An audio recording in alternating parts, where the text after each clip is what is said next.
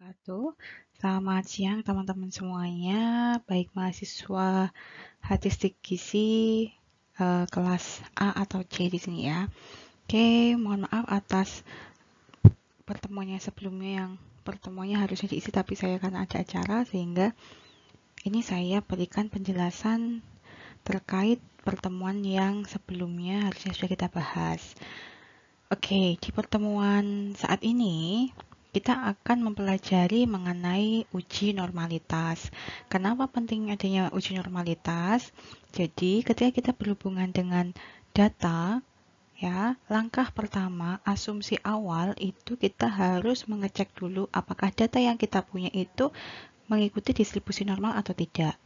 Nah, di ukuran pemusatan dan ukuran persebaran di minggu sebelumnya, teman-teman kan sudah mencari rata-rata atau median, mean, kemudian median, dan juga modus. Nah, dari ketiga ukuran ini kan kita bisa menemukan hubungan ya dari ketiga ukuran tersebut yang mana antara nilai rata-rata, median, dan modus bisa dianalisa bentuk apanya? Bentuk kemiringan kurvanya, kurva dari data yang kita punya. Kemarin ya, untuk data yang baik itu yang bagaimana? Yang mana kalau kita gambarkan dalam bentuk kurva itu seperti lonceng terbalik. Yang mana nilai dari rata-rata sama dengan median sama dengan modus. Maka nanti grafiknya adalah seperti lonceng terbalik, yaitu simetris. Nah, sekarang uji-uji apa yang sesuai di sini untuk melakukan uji normalitas.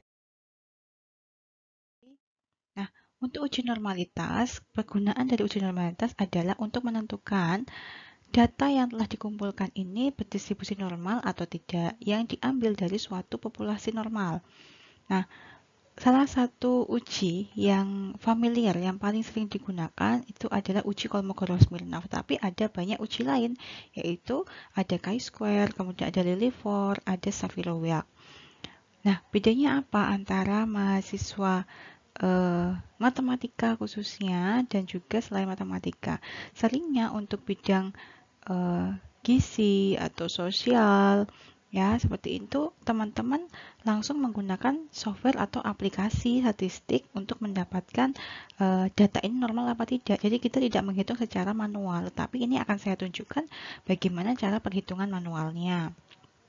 Oke, kita masuk ke uji yang pertama, yaitu uji chi-square, bacanya ya, chi-square itu ya chi-square. Jadi metode chi-square merupakan metode uji Gardner of fit dari suatu distribusi normal, yang mana menggunakan pendekatan penjumlahan penyimpangan data observasi tiap kelas dengan nilai yang diharapkan. Nah ini teman-teman perhatikan ya. Oke, nah ini bacanya tuh chi-square, dinotasikan seperti X ya, tapi dia bacanya chi. Dia adalah suatu Yunani, bahasa Yunani ya. Chi-square adalah jumlahan, ini adalah notasi jumlahan atau sigma dari OI min EI dibagi dengan EI. Nah, apa itu? Definisi masing-masing notasi ini, OI itu adalah nilai observasi. Sedangkan EI adalah nilai expected atau nilai harapan yang didapat dari luasan interval kelas berdasarkan tabel normal yang dikalikan dengan jumlah datanya atau N. Sedangkan N adalah banyaknya data atau total frekuensi. Nah, apa ciri dari metode chi-square di sini? Jadi, syarat dari metode chi-square cirinya dia adalah data yang tersusun dalam bentuk kelompok atau yang kemarin teman-teman sudah menyusun sebagai tabel distribusi frekuensi. Nah, dia sudah dikelompokkan dalam suatu tabel distribusi frekuensi yang mana datanya itu lebih dari 30 atau dalam banyak datanya itu lebih dari 30. Namun yang perlu diperhatikan ada langkah-langkah dalam pengujian normalitas. Nah, di sini yang pertama teman-teman harus mendeskripsikan H0 atau hipotesa awal. H0 di sini adalah kondisi di mana data itu semua dari data 1, data 2 sampai data ke N adalah sama kondisinya, dalam artian datanya berdistribusi normal. Sedangkan H1 adalah versus dari H0, yaitu data dari suatu yang titik-titiknya ya, titiknya adalah sampel atau populasi. Jadi misalkan data dari suatu populasi apa berdistribusi normal, dengan H1-nya data dari sampel atau populasi tertentu tidak berdistribusi normal. Kemudian, langkah kedua kita menentukan taraf signifikansi. Taraf signifikansi ini tujuannya adalah sebagai batas toleransi ya untuk suatu kesalahan.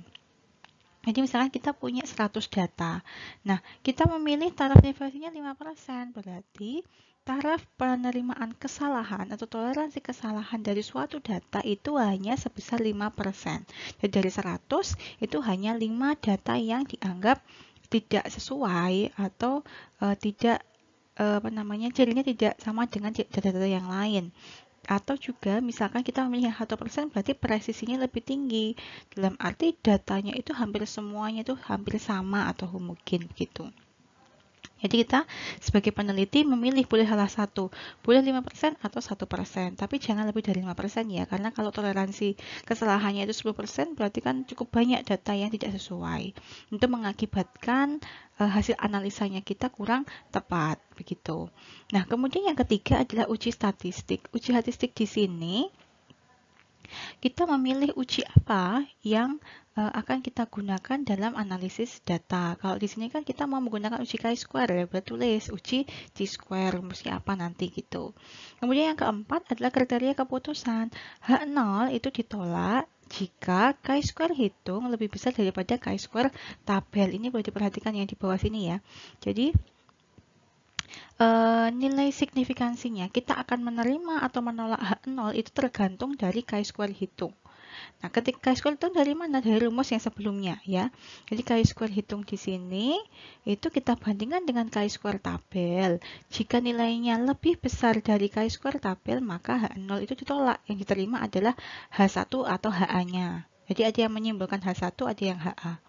Nah, ini ada kriterianya. Kemudian masuk ke perhitungan. Kita masuk perhitungan, rumus manualnya dimasukkan ke tabelnya. Kemudian yang keenam adalah keputusan, yaitu di mana H0 itu ditolak atau diterima. Tergantung nilai chi-square hitungnya. Kemudian yang ketujuh, kesimpulan adalah mengambil deskripsi dari H0 dan H1. Oke, itu ada 7 tahapan dalam uji hipotesis ya. Kemudian sebagai contoh, ya, yang pertama adalah, misalkan di sini, kita punya 100 data. Anggaplah ini sebagai populasi. Ya, 100 data di sini adalah data tinggi badan dari suatu perguruan tinggi di tahun 1990, yang mana kita sudah punya tabel distribusi frekuensinya. Nah, di sini ada berapa kelas, yaitu ada 1, 2, 3, 4, 5, 6, ada 7 kelas ya. Kelasnya ada 7, kemudian intervalnya adalah 5, panjang kelasnya adalah 5. Yang masing-masing kelas di sini sudah ada jumlahan atau frekuensinya. Oke, pertanyaannya, selidikilah dengan alfa 5%, apakah data tersebut itu berdistribusi normal atau tidak. Jika diketahui ini mu atau rata-ratanya ya, mu-nya adalah 157,8 dan standar deviasinya 8,09. Nah, langkah pertama yang harus teman-teman lakukan adalah batas bawahnya dicari dulu masing-masing kelas. Batas bawah itu kan ini ya, 140 batas pertama dikurangi dengan 0,5 ketemunya sekian. Kemudian batas atasnya 144 ditambahkan 0,5. Nah, ini teman-teman cari dulu masing-masing kelasnya. Oke. Lanjut. Nah, ini ya sudah orek-orek ya. Langkah pertama untuk menjawabnya adalah teman-teman mendeskripsikan dulu H0 dan H1 atau hipotesisnya. Hipotesis itu asumsi awal, ya, asumsi awal. Ketika kita punya dugaan atau asumsi dari suatu data, kan data itu bisa normal atau tidak. Nah, ini H0 itu adalah asumsi jika dia normal, H1 jika datanya tidak berdistribusi normal. Nah, ini dideskripsikan. Yang kedua, tentukan taraf signifikan. Saya tadi menyampaikan boleh 5%, boleh 1%. Itu tergantung penelitinya. Ya, kalau mau yang presisi ya pilih 1%. Ini di sini saya milih 5% ya, sesuai dengan instruksi soal tadi. Kemudian, langkah ketiga, uji statistiknya, kita menggunakan chi-square, di mana formulanya jumlahan OI min EI dibagi dengan EI. Itu yang ketiga. Dan keempatnya, kriteria keputusan ya. Yang keempat harusnya ada kriteria keputusan, di mana H0 ditolak jika, jadi ini harus ada keputusannya. H0 ditolak jika chi-square hitungnya lebih besar daripada chi-square tabel. Itu yang keempat. Nah, yang kelima baru masuk ke perhitungan. Perhitungnya bagaimana? Nah, ini perhatikan ya. Ini mungkin kurang jelas di tampilan videonya, tapi coba teman-teman buka di PDF-nya. Bahwa langkah-langkah yang pertama adalah dia tentukan batas interval kelasnya. Jadi batas bawahnya dan batas atasnya sudah ditambah dan dikurangi 0,5. Sudah semua. Kemudian kita bentuk nilai-nilai batas ini ke dalam suatu nilai baku Z.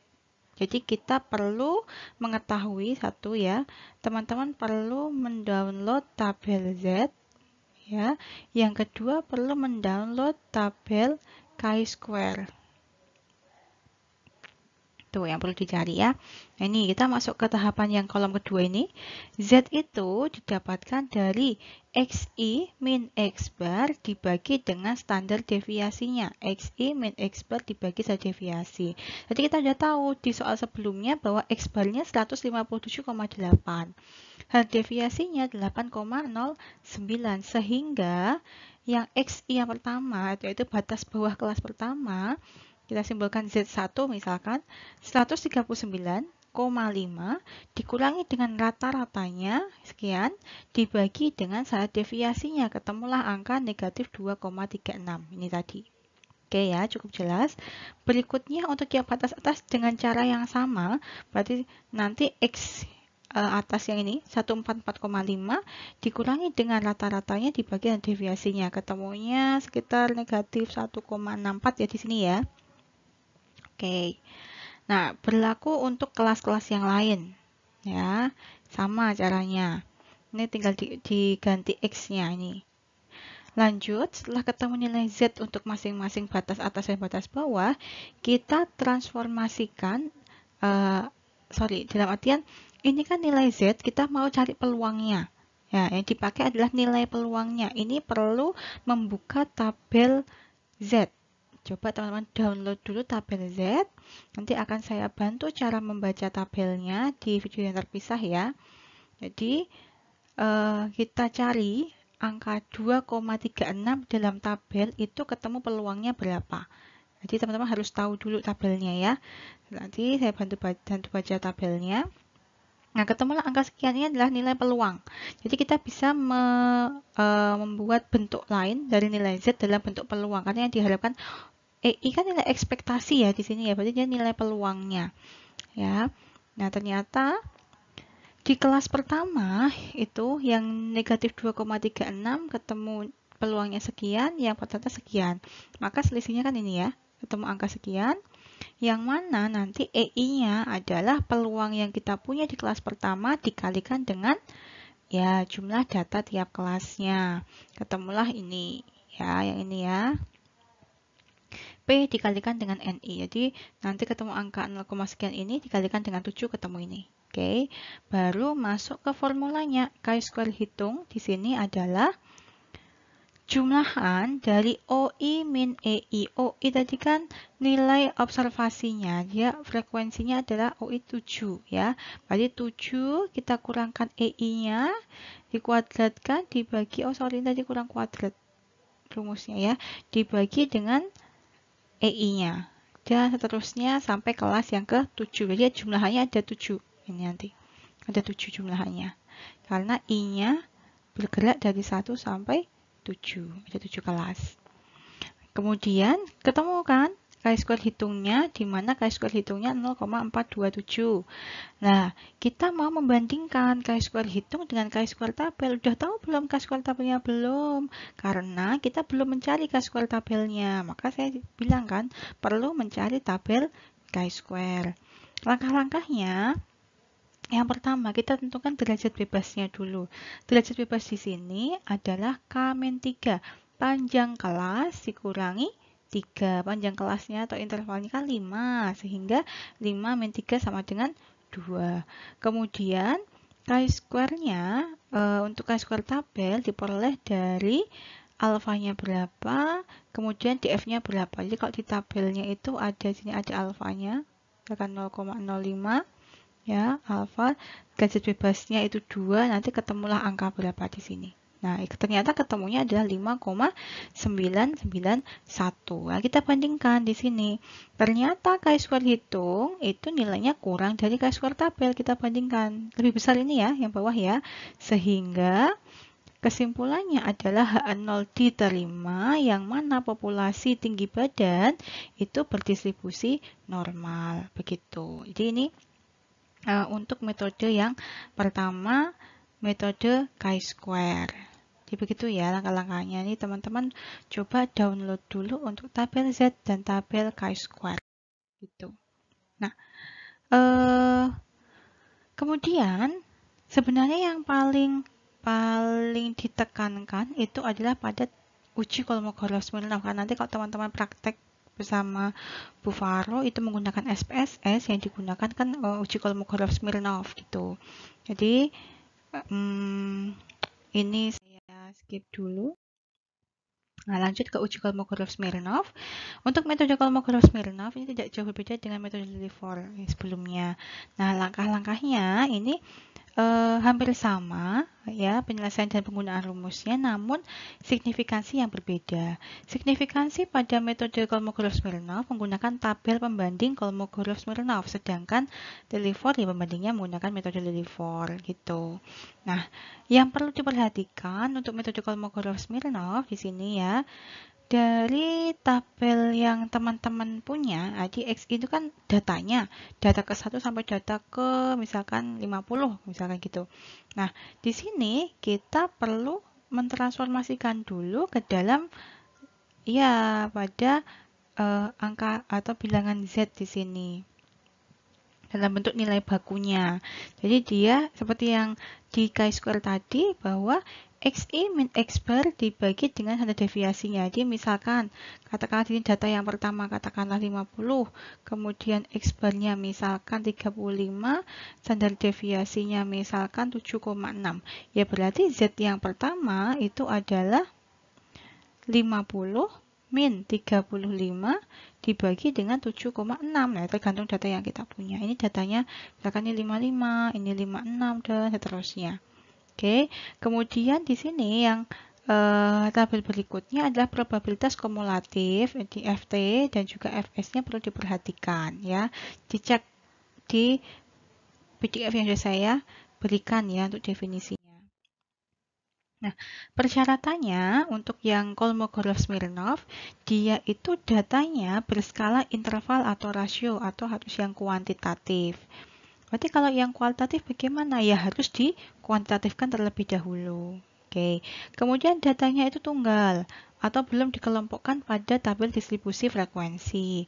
Yang berikutnya, dia dapat digunakan untuk N besar ataupun N yang kecil. Jadi jumlah datanya bisa besar atau kecil itu bisa digunakan Kolmogorov-Smirnov. Oke, nah untuk kriteria keputusannya atau signifikasinya di sini, kita membandingkan antara nilai mutlak FT min Fs di sini yang terbesar, kita bandingkan dengan nilai tabel Kolmogorov-Smirnov. Jika nilai mutlak dari selisih FT min Fs itu yang terbesar ya, kurang dari nilai tabel Kolmogorov, maka H0 diterima. Sedangkan jika nilai mutlak selisih kedua nilai FT dan Fs itu lebih besar daripada Kolmogorov, maka H0 ditolak, H1 yang diterima. Nah, contohnya sebagai berikut. Misalkan dalam suatu penelitian berat badan mahasiswa yang mengikuti pelatihan kebugaran fisik atau jasmani, ada sebanyak 27 orang yang diambil secara random. Datanya sebagai berikut. Nah, selidikilah dengan alfa 5%, apakah data tersebut, apakah data yang teman-teman punya di sini berdistribusi normal atau tidak. Oke. Nah, untuk yang langkah pertama, deskripsikan dulu hipotesisnya. Hipotesis di sini yaitu populasi berat badan mahasiswa berdistribusi normal, sedangkan H1 populasi berat badan mahasiswa tidak berdistribusi normal. Jadi sama dengan yang chi-square tadi ya, cuma bedanya ini adalah kasus pada berat badan. Jadi H0 adalah kondisi di mana dia semua netral, normal, sama. Sedangkan H1 versusnya atau kebalikannya. Nilai alfa yang dipilih boleh 5% atau boleh 1%. Seperti itu. Nanti untuk uji Kolmogorov-Smirnov, di sini teman-teman langkah-langkahnya sama ya. Deskripsikan dulu hipotesisnya, kemudian alfanya berapa, kemudian satu titik ujinya ya ditentukan. Untuk garis bebas kenapa tidak diperlukan? Karena nanti untuk pembandingnya kita langsung melihat dari sejumlah datanya dengan alfanya, jadi tidak memerlukan derajat kebebasan. Kemudian nilai tabelnya, jadi nanti di sini ya untuk menentukan nilai hitungnya dan nilai tabelnya untuk pembandingnya. Di sini teman-teman hanya menggunakan alfa dan n-nya. Jadi kalau teman-teman sudah mendownload tabel Kolmogorov-Smirnov, dicari untuk alfa yang 0,05 dan sejumlah datanya 27, dapatkan nilai tabel Kolmogorovnya adalah 0,254. Disimpan dulu. Kemudian, nah untuk perhitungannya ini kita urutkan dulu dari data yang terkecil sampai yang terbesar. Kemudian masing-masing nilai ini kita tentukan nilai baku, nilai Z bakunya, yaitu XI min X bar dibagi standar deviasinya. Di 67 kita kurangkan rata-ratanya dibagi dengan simpangan bakunya. Kalau belum ketemu rata-rata dan simpangan baku, silahkan dicari dulu. Akan ketemu nilai sekian. Nah, dicari semuanya. Kemudian kita cari FT dan FS-nya. Tadi untuk FT dan FS itu kan nilai peluang untuk yang normal ya. Jadi ini juga diambil dari tabel Z-nya. Nah, kita cari selisih kedua nilai yang kita mutlakkan, lalu dicari selisih yang maksimum di sini ya.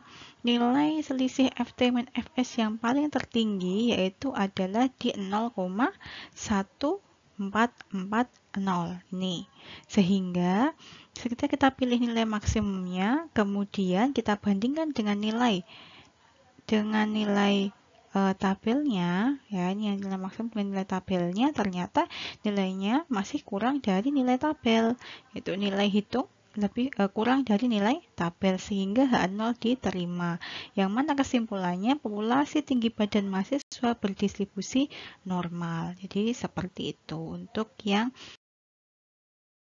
Oke, jadi untuk minggu ini teman-teman silahkan pelajari dari video ini, kemudian bentuk kelompok ya, teman-teman nanti membentuk kelompok yang beranggotakan satu kelompok di sini beranggotakan kurang lebih 4 orang. Ya, silahkan secara random pilih kelompoknya. Kemudian yang pertama bentuk kelompok. Sebelumnya sudah punya kelompok belum ya? Kalau belum silahkan bentuk kelompok. Kalau sudah berarti menggunakan kelompok yang sudah ada gitu. Kemudian yang kedua bentuk atau buat grup di WA ya yang berisikan anggota kelompok masing-masing. Jadi ada anggota, misal 4 ya, anggotanya 4, yang dinamakan grup WA-nya adalah kelompok 1, misalkan statistik gizi, misalnya 5A, gitu ya. Yang lainnya menyesuaikan, kelompok 2 statistik gizi 5C, misalkan begitu. Nah, yang ketiga, dalam kelompok kecil tersebut, silakan teman-teman diskusikan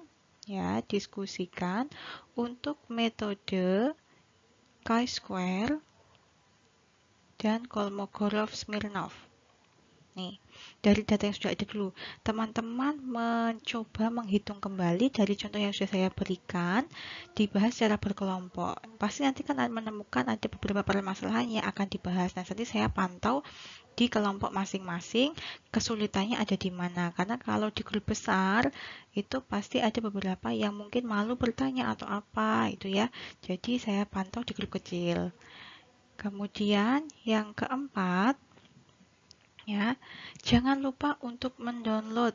Apa yang perlu di-download di sini adalah satu, tabel Z, kemudian tabel Chi-square, kemudian ada tabel Kolmogorov-Smirnov. Smirnov ya. Nah, itu perlu di-download sebagai data teman-teman untuk mendapatkan nilai-nilai tabel yang tadi ada di kolom-kolom tabel itu tadi. Nah, itu dulu. Soalnya masih sama, pakai data yang dari PPT saya atau dari PDF yang saya berikan. Begitu.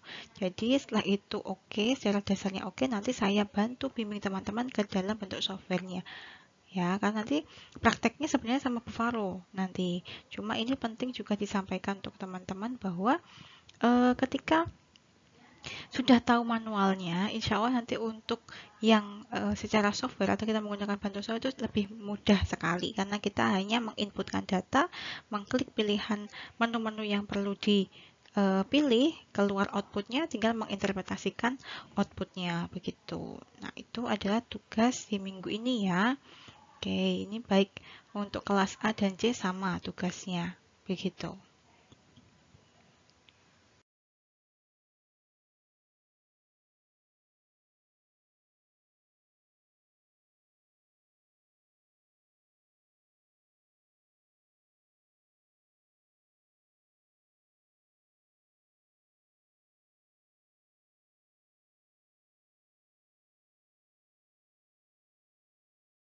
Oke, baik. Jadi, setelah teman-teman berdiskusi mengenai uji normalitas, di sini yang terpenting uji berikutnya adalah tentang uji homogenitas. Jadi, kenapa ketika kita mau melakukan uji statistik, langkah-langkah yang paling utama, screening data, itu yang pertama adalah uji normalitas dulu, ya. Yang kedua adalah uji homogenitas. Nah, pengujian homogenitas ini tujuannya adalah suatu uji yang mengenai sama tidaknya variasi-variasi dari dua buah distribusi atau lebih. Nah, uji homogenitas di sini yang akan dibahas adalah uji homogenitas variansi dan uji Bartlett. Sorry, ini harusnya Bartlett ya. Uji Bartlett. Oke, saya berikan ini. Ini ya, ini harusnya uji Bartlett ya. Nah, uji homogenitas ini dilakukan untuk mengetahui apakah data dalam variabel X dan Y itu homogen atau tidak. Kenapa? Kalau datanya itu heterogen, otomatis variansinya besar. Nah, kalau variansinya besar mengakibatkan sebenarnya apa? Datanya itu punya range yang cukup luas sehingga datanya itu dikatakan data yang kurang baik untuk analisa data. Jadi, kita mengharapkan data yang baik itu satu normal, yang kedua ada yang homogen, yang variansinya itu kecil. Nah, langkah-langkah untuk uji homogenitas yang pertama untuk variansi, di sini kita mencari variansi dari variabel X dan Y.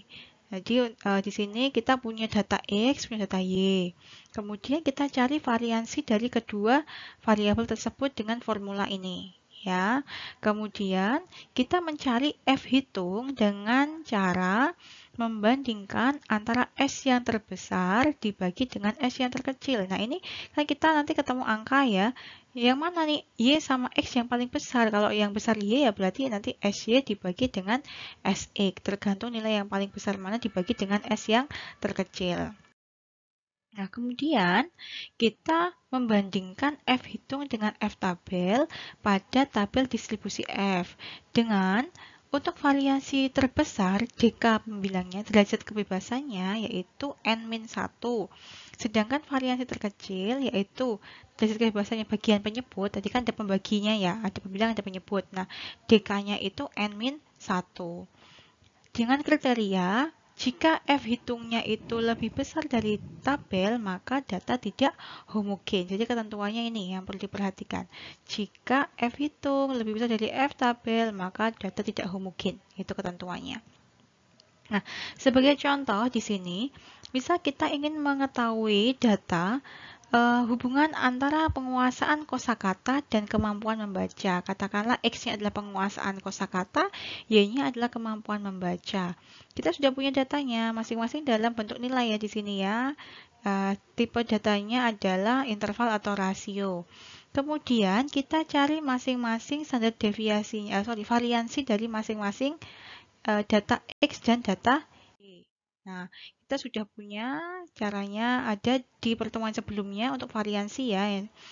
Maka diperoleh rata variansi yang X ada sebesar sekian, variansi yang Y ada 7,3. Masuk ke rumus aja ya. Kemudian yang terbesar kan yang 20,74, yang kecil 7,39. Maka kita bandingkan S besar dibandingkan S yang kecil. Ketemulah angka 2,81. Nah, dari perhitungan tersebut diperoleh bahwa F hitungnya sebesar 2,81. Di mana kan datanya itu tadi ada 10 ya. Yang pembilang ini ya, N-nya itu kan ada 10, maka derajat kebebasannya adalah N-1, yaitu 9, 10 dikurangi 1. DK penyebut juga sama, kebetulan ini datanya jumlahnya sama ya, 10 ya. Berarti N-1 juga, yaitu 9. Sehingga F tabelnya, nanti teman-teman juga mendownload tabel F untuk mendapatkan nilai F tabel, di mana DK pembilangnya 9, DK penyebutnya 9, dan alfanya adalah 0,05. Diperoleh F tabelnya sekian. Nah, kita bandingkan. F hitung, kita punya 2,81. Sedangkan F tabel, kita punya 3,18. Lebih besar yang mana? Lebih besar F tabelnya. Sehingga dapat disimpulkan bahwa data X dan Y tadi tipenya sifatnya adalah homogen karena sudah terbukti dari perhitungan di sini. Jadi seperti itu. Ini untuk yang homogenitas menggunakan fungsi. Nah, untuk uji Bartlett di sini sedikit perbedaan ya. Misalkan ada suatu sampel berukuran N1, N2 sampai NK dengan datanya adalah sebagai berikut Y, I, J, yang mana I bergerak dari 1, 2 sampai K, dan J juga dari 1, 2 sampai NK. Nah ini ya, ada kelompok 1, kelompok 2, kelompok K.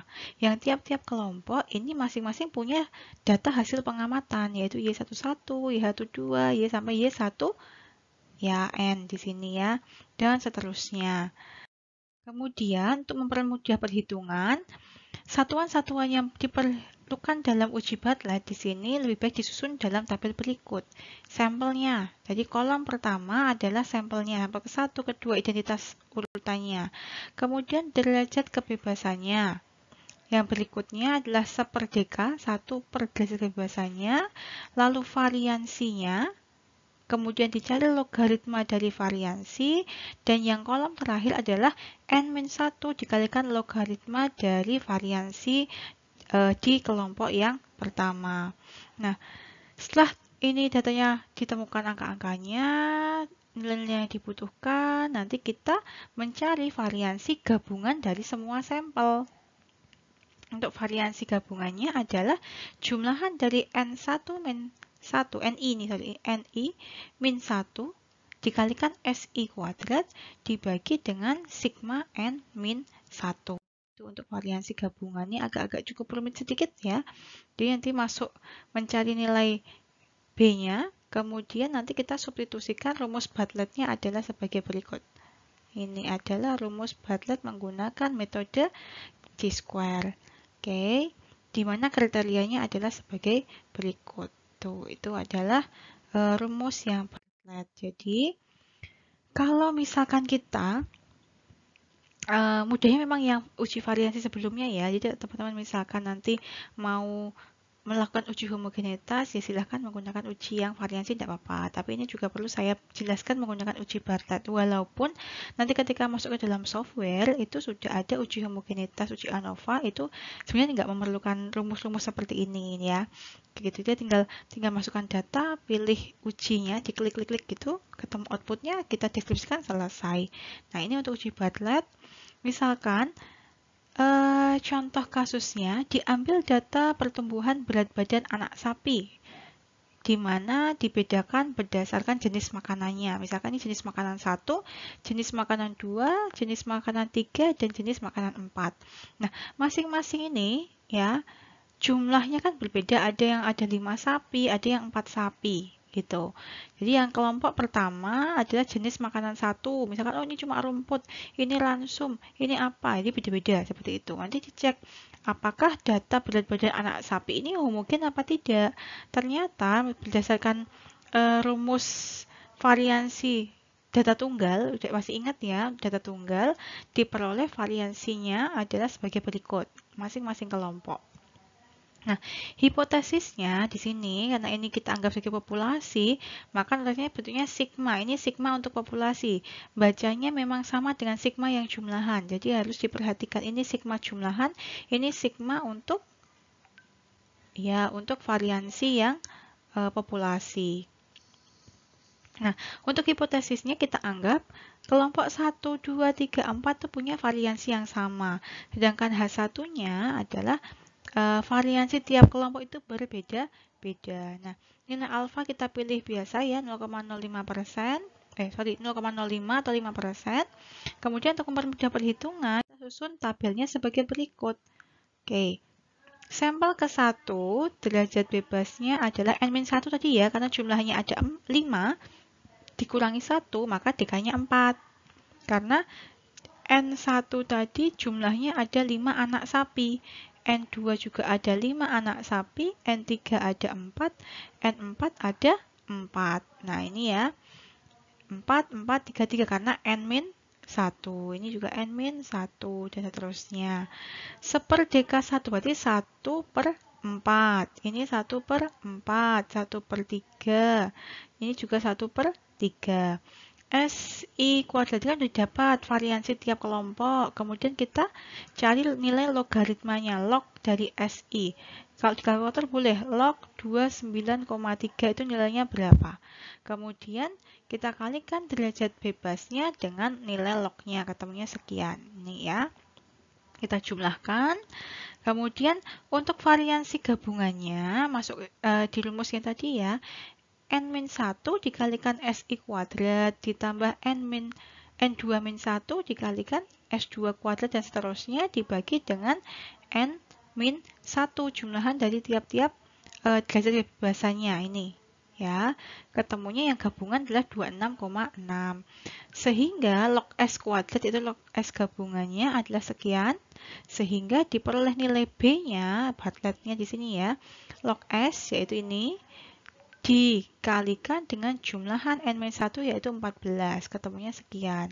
Sehingga chi-square hitungnya untuk yang uji Bartlett adalah ln 10 di sini dikalikan B min jumlahan N-1 log SI kuadrat.